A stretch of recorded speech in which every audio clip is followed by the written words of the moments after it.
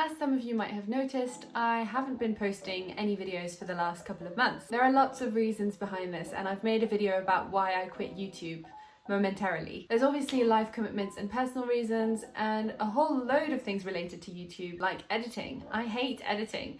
It takes between 3 to 8 hours to edit a video, and while I like working on something and seeing the final project, the bit where you have to cut down an hour-long video to make a 10-minute video, pretty boring. But there's another reason why making YouTube videos is hard, and probably the reason why you've not started if you've been thinking about it. It's really uncomfortable. You're putting yourself out there and speaking in front of a camera, which is really weird. But to be honest, even just talking and expressing yourself on certain subjects can be really uncomfortable. I am human, and I struggle with clearly communicating and expressing thoughts and ideas that I have in my head. This video is edited. Yeah, thank God for that. It's so easy to forget that when you're watching YouTube videos, because if it's edited well, you don't really realize. And it's okay to struggle with communication. I think we all have this struggle up to a certain extent. But I'm not talking about words to rile up a nation or, win a contest. It's more about being able to communicate and share words that ring true and ignite the same emotions that you feel to the person you're communicating with. And you see that in a really good movie or a really good book. The writer or the director and actors are able to make you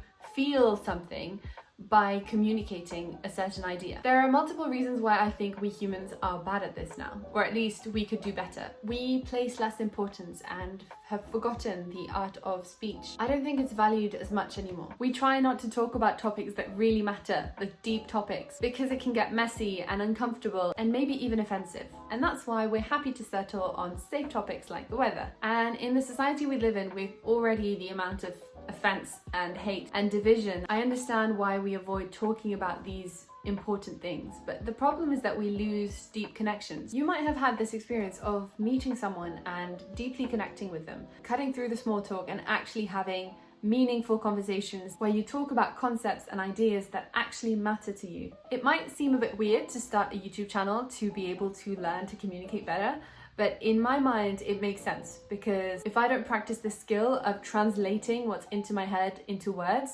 then there's a whole barrier to communicating the things that actually matter to me. YouTube helps me do that. It doesn't mean that you're always talking about deep philosophical issues, but you're training yourself to express in words what's happening inside your head. And I think because we're so used to consuming things and not practicing producing things enough, we have gotten a little rusty. And don't get me wrong, consuming things is great. Consuming a really good book or even a really good YouTube video can be really insightful and can bring you a lot. But I think it's a balance, and we need to be able to produce and not just consume all the time, to be able to bring something of value and exchange with the world and other people that we meet. And the only way to produce something that matters is to practice. On this topic, I came across a video by Nathaniel Drew recently, and I liked the image that he created.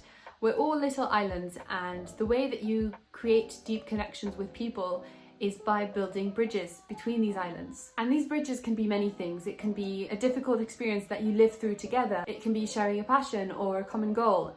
The list is endless. To me, you need communication to be able to build those bridges. And it doesn't need to be through words. It can be through art or common experiences or projects that you're doing. Right now, I'm at a point where I would like conversations to be the means of communication, to go beyond the small talk and go into things that I'm actually interested and excited about. And to be able to do that with somebody, I need to first extract what I have in my little island, which is myself, which is my brain. And the process of extraction for me is going from my thoughts into words. So I see YouTube as the pre-step to building the bridge, which is watering the plants on the island and being able to nurture this little island to then exchange with others. So whatever you want to build on your little island, and with whoever you want to build bridges and deeper connections, I hope that we can all take the first step to try and understand ourselves and see ourselves more clearly. Just like you're curious about other people, be curious about yourself and learn to share that with others. That way, hopefully, our little bubbles on our islands are going to slowly expand and enable growth and connections that add value to our lives. I hope this video was helpful, and I'd love to see what your thoughts are on this topic in the comments down below.